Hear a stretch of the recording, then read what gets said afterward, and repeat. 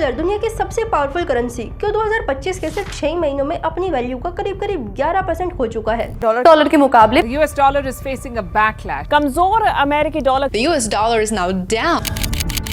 और ये वैल्यू पिछले 50 सालों की सबसे बड़ी हाफ ईयर गिरावट में से एक है।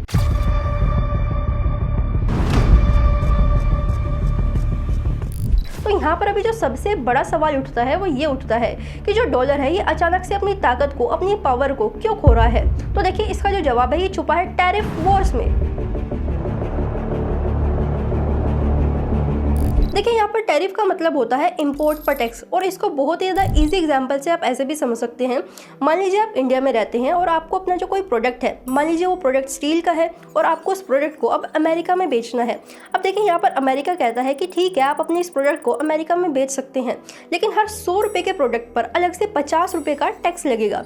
अब देखिए यहाँ पर जो ये अलग से टैक्स लग रहा है 50 रुपये का, इसी को टैरिफ बोलते हैं। आप लोगों ने अक्सर सुना होगा कि जो टैरिफ है ये देश की इंडस्ट्रीज को बचाने के लिए लगाए जाते हैं, लेकिन देखिए इसका जो साइड इफेक्ट है ये आप लोगों को काफ़ी ज़्यादा शॉक कर देगा। देखिए जब टैरिफ लगते हैं तो जो रॉ मटेरियल है, कंपनीज का जो रॉ मटेरियल है ये महंगा हो जाता है, और जो इंपोर्टेड प्रोडक्ट है ये भी काफ़ी महंगे हो जाते हैं, जिसका जो असर है ये डायरेक्टली कंज्यूमर्स पर पड़ता है। यानी कि कंज्यूमर्स के लिए अब जो प्रोडक्ट्स हैं वो आउट ऑफ द बजट हो जाएंगे, जिसका जो सीधा सीधा असर है ये लोकल लोगों की जेबों पर पड़ता है। यानी कि जो टैरिफ का असर है ये सीधा सीधा लोकल लोगों की जेब पर पड़ता है। और आज अमेरिका का इफेक्टिव टैरिफ रेट साल 2025 में डेकेड्स के हाईएस्ट लेवल पर आ चुका है। यानी कि जो लेवल पिछले 25 से 40 सालों में नहीं देखने को मिला वो आप लोगों को आज देखने को मिल जाएगा। अब देखिए इसका रिजल्ट ये निकल कर आया है कि जो प्रोडक्ट है वो महंगे हो रहे हैं और मार्केट का जो कॉन्फिडेंस है ये जीरो।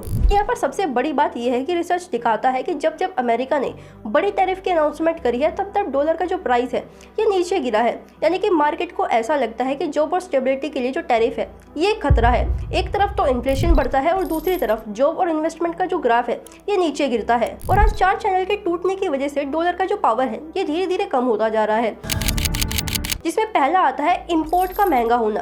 देखिए जब इंपोर्ट महंगा होता है तो इन्फ्लेशन हाई हो जाता है, और दूसरा आता है सप्लाई चेन का टूटना, जिसकी वजह से बिजनेस की जो कॉस्ट है अभी धीरे धीरे बढ़ रही है। और तीसरा है इन्वेस्टर्स जो कि अभी डर चुके हैं और अपने पैसे को धीरे धीरे बाहर निकाल रहे हैं। और यहाँ पर चौथा चैनल आता है ग्रोथ का स्लो होना।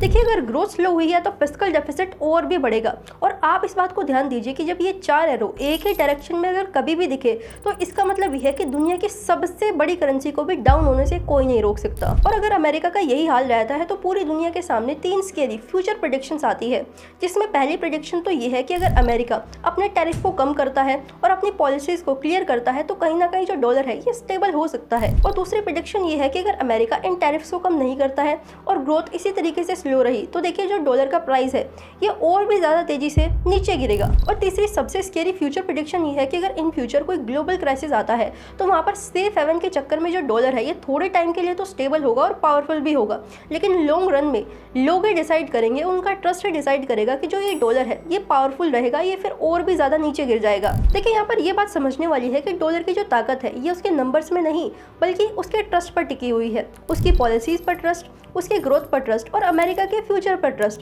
आप लोग सोच कर देखिए कि अगर पूरी दुनिया अमेरिका पर ट्रस्ट करना ही बंद कर दे तो क्या डॉलर का जो प्राइस है ये स्टेबल रह पाएगा।